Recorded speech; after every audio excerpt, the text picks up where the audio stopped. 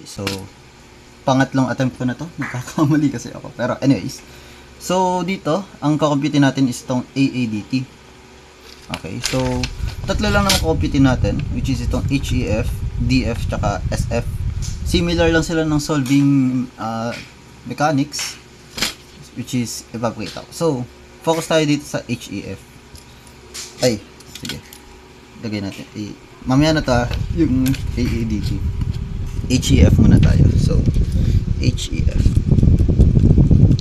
Sa HEF natin, titingin tayo dito sa table 1 tsaka sa table 2, which is sobrang liit. Teka, ayusin ko. Ayan. Table 1 tsaka table 2. So, ang table 1 natin is yung historical, achuchu, tsaka yung manual. Okay, yun na lang ang tandaan mo. So, tingin muna tayo dito sa table 2. So, ilang hours ba yun nandito? 6 a.m. to 6 p.m. So, malamang sa malamang 12 hours yan. Kahit bilang pa yan. 1, 2, 3, 4, 5, 6, 7, 8, 9, 10, 11, 12. Ayan. Nagduda ako sa sarili ko. Pero 12 hours siya. Okay. So, keep in mind, 12 hours. Okay? So, first off, ang titingnan natin ay anong type of vehicle yung i-consider natin. So, for example, ang focus natin ngayon is motor tricycle. Okay? Motor tricycle. So, dito sa table 2 natin, simula tayo sa 6 a.m. So, ang mangyayari, 6 a.m. din tayo magsisimula dito. Okay? Pero, unang-una sa lahat is titingnan natin yung total. Okay, lagi tayo sa total magsisimula. So, motor tricycle. Ano yung total niya? Pinakamaba? 1, 2, 3, 1. So, 1, 2, 3, 1. All over. Focus tayo sa 6 a.m. muna. 6 to 7. Meron tayong 66 dito, di ba? So 66 yung ilalagay natin dito sa ilalim. And remember, ilang hours yung nandito sa table 2 natin? Well, sabi ko kanina, 12 hours yan. So, ang ilalagay natin dito sa baba is 12. Yan. Meron tayong HEF. Next is yung DF natin, daily factor. So, paano naman si daily factor? Madali lang din yan. Hanapin mo lang yung may Monday, Tuesday, Wednesday, ganun. Yun na yung DF natin. So, ayan. Monday, Tuesday, Wednesday. Kaso, we'll keep a note na ang data natin sa table 2, i-consider natin ay Wednesday. Kasi nakalagay dyan. Okay? So, Wednesday. Wednesday lang tayo titingin sa motor tricycle. Okay pa? So, Wednesday, motor tricycle. So, again, total muna titingnan natin. So, ito, 9191. So, lagyan natin, DF is equal to 9191 all over. Ang day na i-consider natin is Wednesday, di ba? Tapos, motor tricycle. So, dito sila magbabangga sa 1449. So, yep. So, 1449.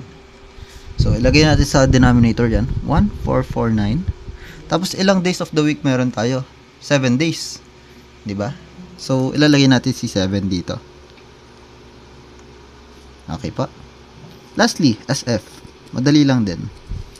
Tingin naman tayo doon sa may months. January, February, ganun. And, ang nakalagay dito, i-consider natin is November. Okay? So, tingin tayo ng table na may November. So, ayan. So, motor tricycle ko consider natin. Again, tingin tayo sa total muna. Which is, ayan.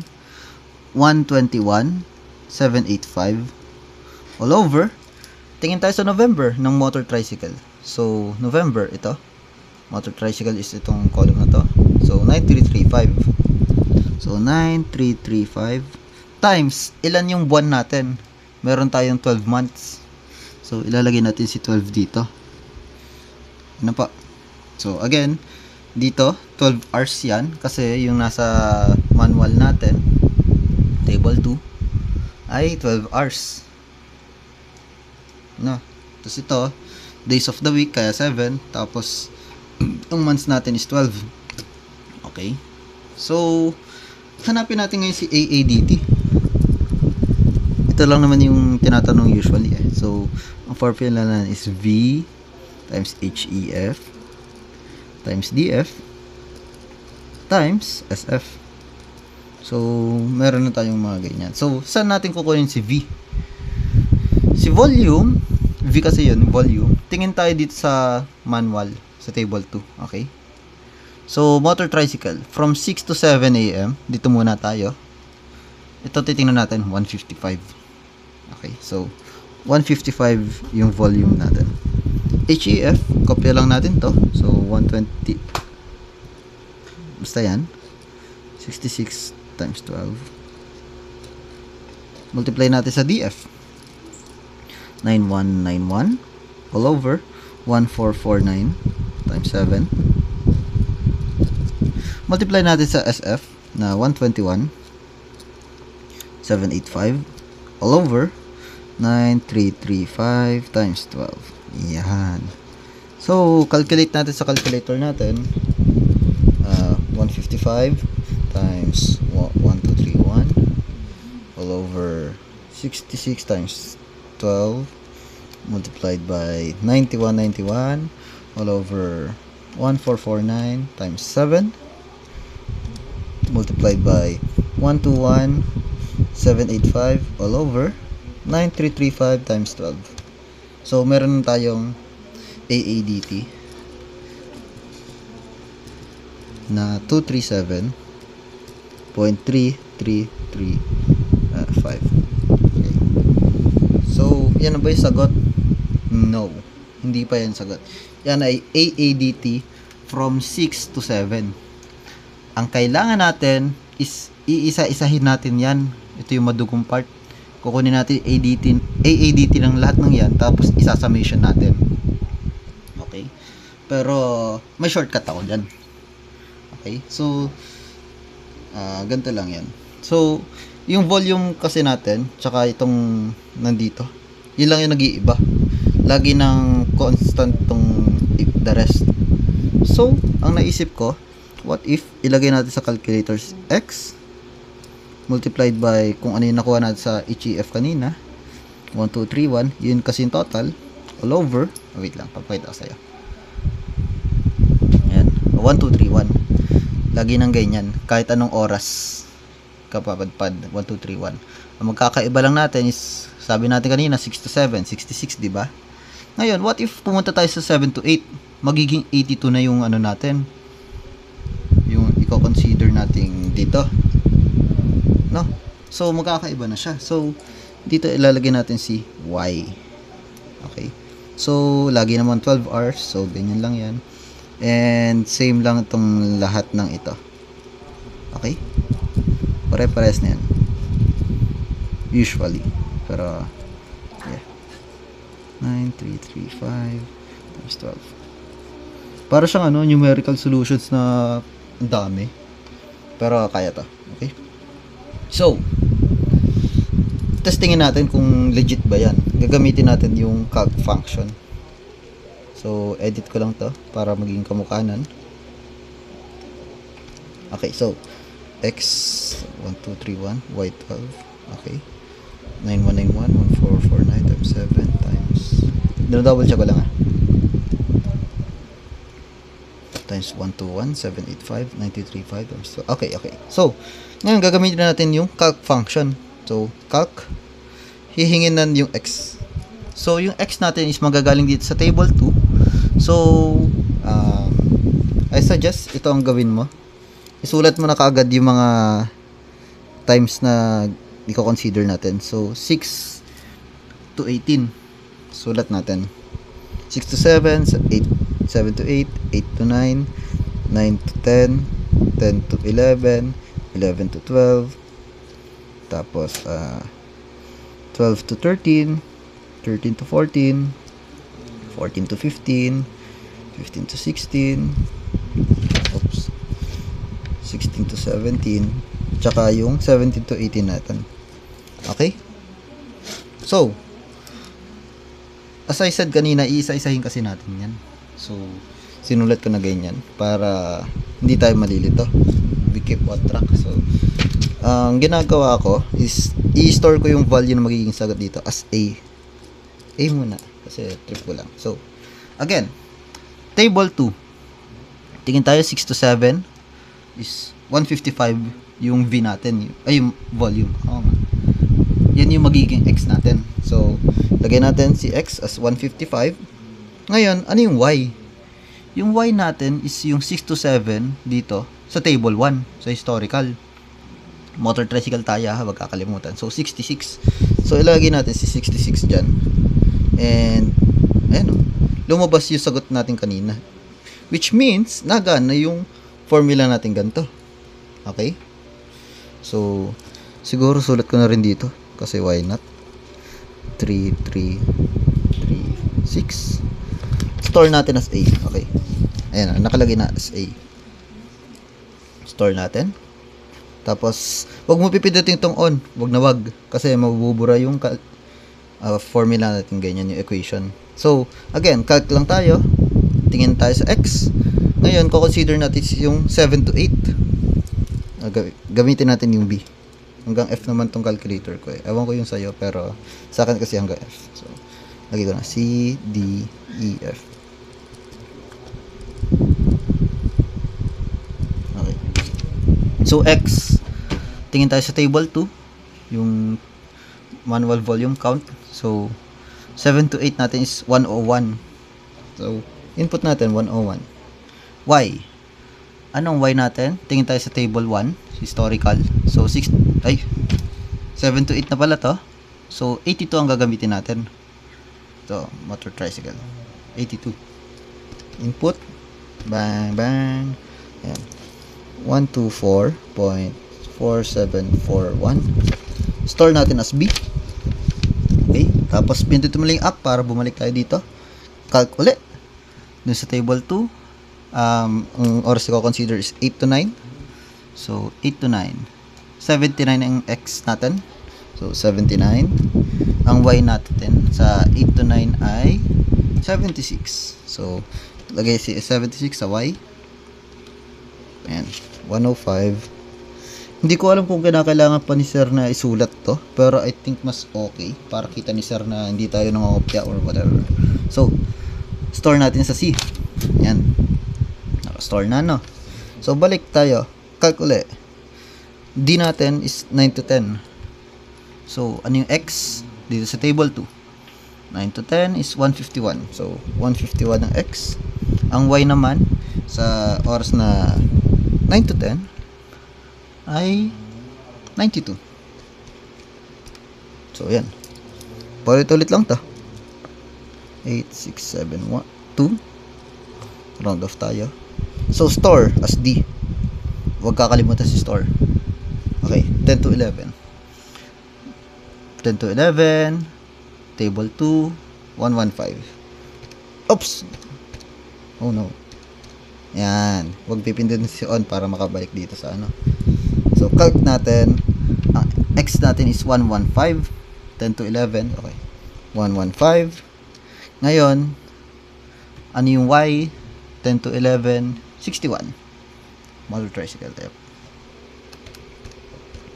Okay, so 190.5195.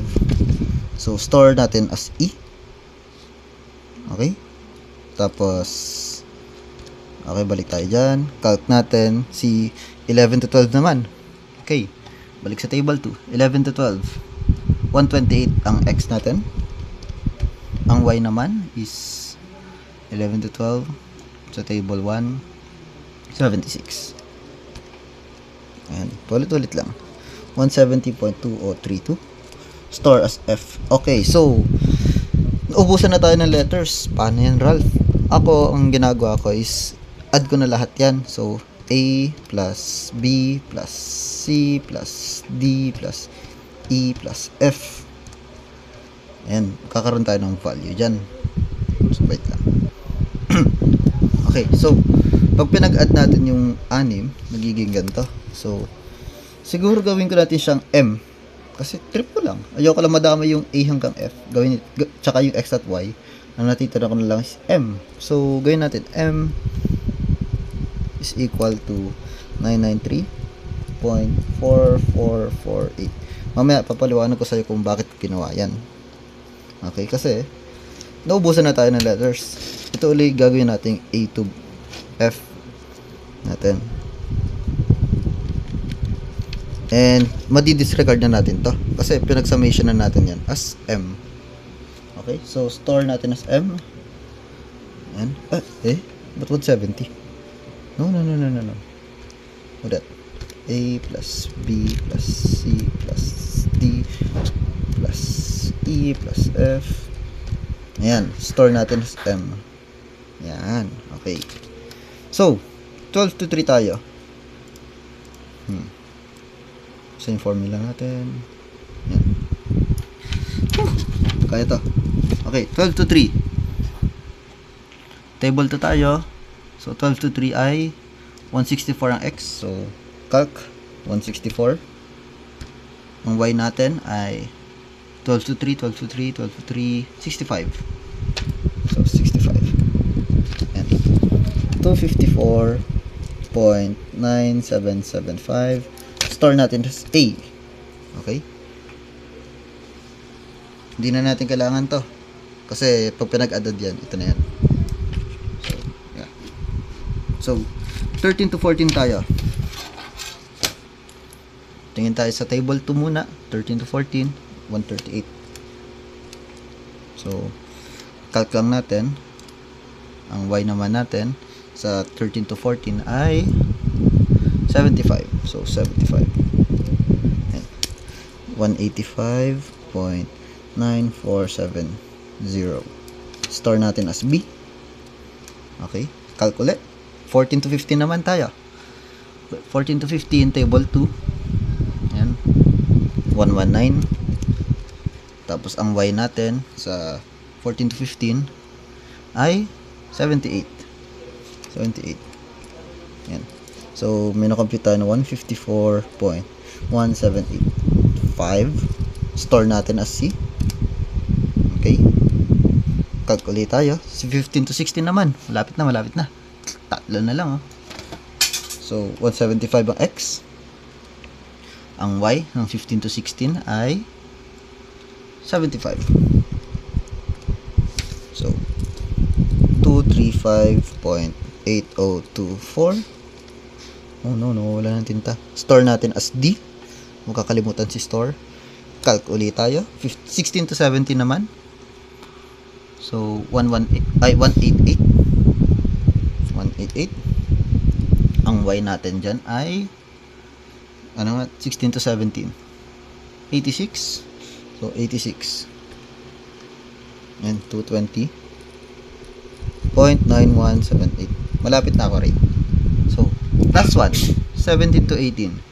Ang X natin is 140. No? For motor tricycle. So, calc 140. Y naman natin sa 17 to 18 ay 75. So, 75. 188.6419.